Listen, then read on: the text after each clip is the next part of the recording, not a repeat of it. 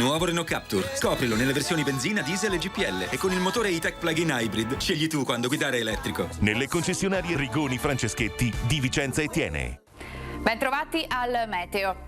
Dopo alcune giornate alquanto miti, nelle scorse ore il clima, ce ne siamo accorti, è cambiato repentinamente. Il weekend sarà caratterizzato dall'irruzione gelida russo-siberiana. Bel tempo dunque, ma tanto freddo. Vediamo la situazione nel dettaglio.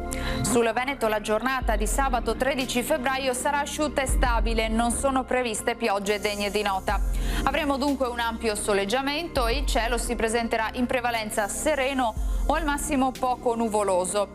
Ancora forti venti di bora. Temperature in picchiata, minime tra -8 e 0 gradi, valori massimi di poco sopra lo zero.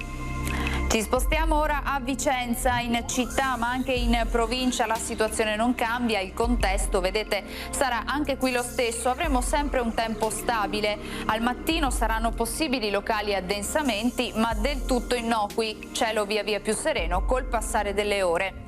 Infine anche qui il clima risulterà piuttosto freddo. Dal meteo per ora è tutto, vi auguro un buon proseguimento con Rete Veneta.